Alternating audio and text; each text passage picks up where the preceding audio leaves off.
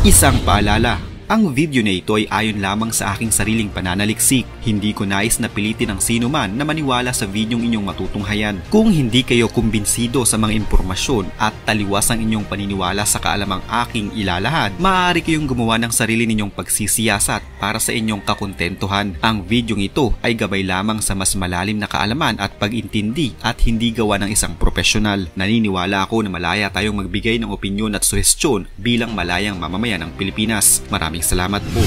Dahil sa labis na pressure ng China mula sa mataas na taripa ng Amerika sa kanila, nagmamadali sila ngayon na makahanap ng mabilis na paraan kung paano nila ito masosolusyonan. At ang nakita nilang solusyon sa ngayon ay ang sumangguni sa mga bansa sa Europa. Sa lumabas na ulat noong isang araw lamang, napag-alaman na nakikipag-usap ang matataas na opisyal ng China sa mga opisyal sa Europa na makipagtulungan sa kanila at mas buksan pa ang kanilang pinto para sa pakikipag-partnership.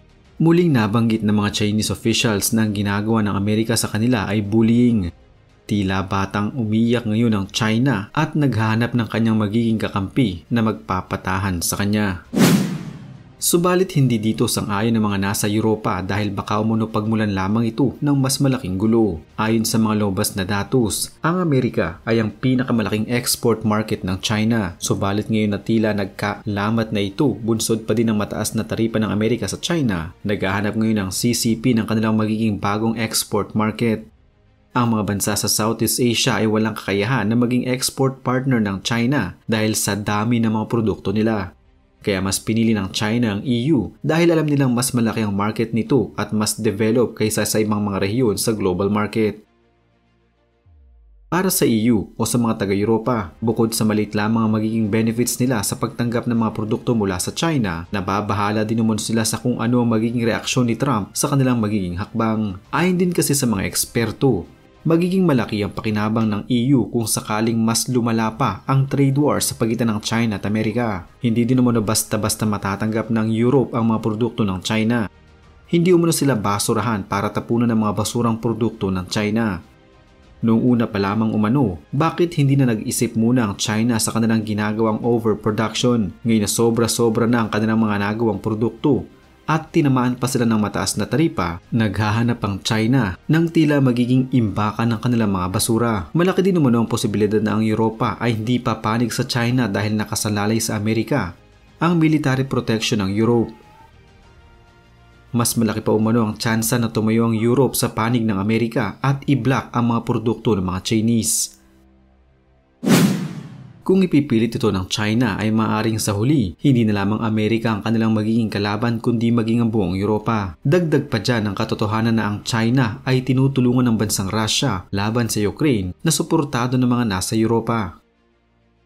Ang tila galit ng Amerika sa China ay mas malala pa sa kung ano lamang noon ang naiisip ng China. Dahil sa lumalalang alitan na ito, ang China ay nagsagawa ng isang conference sa kanilang bansa. Ang naturang meeting ay ginawa noong April 8 hanggang April 9. Lahat ng 7 top leader ng CCP kasama pa ang Vice President ng China ay nasa pagpupulong. Sa naturang conference, nagplano sila kung paano nila mas pagagandahin pa ang relasyon ng China sa mga kalapit nitong mga bansa. Pero ayon sa mga eksperto, ang ganitong pagpupulong umano ay nagpapakita lamang na tila sumuko na ang gobyerno ng China sa kanilang mga opisyalis kaya humihingi na sila ng tulong mula sa mga katabi nitong bansa. At kahit umano-ano pang international plan ang gawin ng China, hindi nila maiiwasan ang mga magiging hadlang dito. Gaya na lamang ng settling trade in US dollars at overcoming technological limits. Sa mga nangyayari ngayon, ano nga bang mga bansa ang susuporta sa China o kung meron man, hanggang kailan o saan kaya nila kayang depensa ng bansa ni Xi Jinping? Sa kasalukuyan, nasa mahigit 70 bansa na ang nagsabi ng malinaw na hindi sila makikisa sa anumang pag-aklas laban sa Amerika. Kahit pala mga bansang may matibay na relasyon sa CCP ay nagsabi din na hindi nila susuportahan ng China sa kanilang hangarin. Gaya na lamang ng India, hindi umano dapat problemahin ang dagdag taripa ng Amerika sa mga bansa dahil ang naging punot dulo umano ng problemang ito ay ang mula nang pumasok ang China sa World Trade Organization. Ang pagbabago mula sa taripa ng mga bansa ay magiging malaki ang tulong sa India ayon sa mga opisyal ng naturang bansa. Ang dapat umanong sisihin dito ay ang pagpasok ng China sa WTO 25 taon na nakakalipas. Mula kasi umano nang pumasok ang China bilang miyembro ng WTO, nagkagulo-gulo na ang mundo ng pakikipagkalakalan. Sa dagdag na 26% na daripa ng Amerika sa India, hindi ito tumutol at wala itong balak na gumanti. Kundi sinabi ng bansang ito na makikipag-negotiate sila kay Trump upang magkaroon ng mga bilateral deal mula nang ipatupad ng Amerika ang bagong taripa sa India. Nagkaroon na pala ng plano sa pagitan ng dalawang bansa na malapit na din nilang ipatupad. Isa din ang South Korea sa mga nagsabi na hindi sila tatayo sa panig ng China laban sa US, kundi magsasagawa sila ng plano ng pakikipag-deal kay Donald Trump para sa South Korea. Ang pagganti umano sa Amerika hindi makapagpapaganda sa estado ng kanilang bansa. Mas maigi umano makipag-usap kay Trump upang malaman ang mga posibleng solusyon sa kanilang problema. Pinabulaanan din ng South Korea ang nilabas na balita ng China matapos ang kanilang pagpupulong kasama ang Japan noong nakaraang Marso. Ayon kasi sa China, matapos umano ang pag-uusap ng tatlong bansa ay nagkasundo sila na magkakaisa sila para labanan ng Amerika, subalit ilang araw lamang lumipas, ang official X page ng Japan ay nagpost ng mensahe na nagsasabing hindi umano totoo ang mga balitang inilabas ng China. Wala umanong nangyaring diskusyon tungkol dito at lalong hindi sila nakipagkasundo sa China para labanan ng Amerika.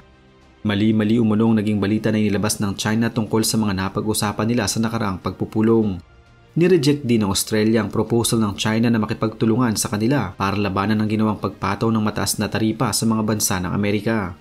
Ayon pa sa Australia, hindi na lamang umano nila ibablock ang mga basurang mula sa China kundi babawasan din nila ang kanilang pagkadepende sa bansang China. Ayon pa sa China na ang tanging paraan umano para mapigilan ang Estados Unidos sa tila pagpapahirap sa mga bansa ay sa pamamagitan ng pagkakaisa at willing umano ang China na gawin nila ito. Subalit marin itong tinanggihan ng Australia. Hindi umano sila papasok sa sigalot laban sa Estados Unidos na may kinalaman sa taripa. Mas pagtutuon ng pansin umano ng Australia ang kanilang national interest at ituloy ang kanilang trade diversification at sa halip na China, mas paigtingin nila ang kanilang relasyon sa mga bansang United Kingdom, United Arab Emirates at sa India, hindi sa China.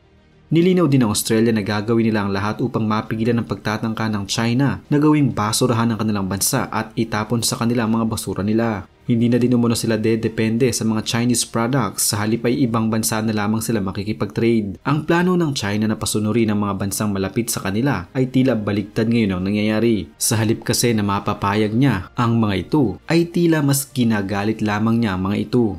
Mula din na magsimula ang trade war sa pagitan ng China at Amerika noong taong 2018, mas lalo pang lumalim ang dibisyon sa pagitan ng China at ng mga bansa sa West. Nakikita ng China na kahit anong gawing aksyon ng West ngayon ay malaking banta para sa kanilang gobyerno at bansa. Para sa China, tapos na umano ang kanilang pagiging sunod-sunuran sa ibang mga bansa at oras naman nila para sila naman ang kilalanin at katakutan.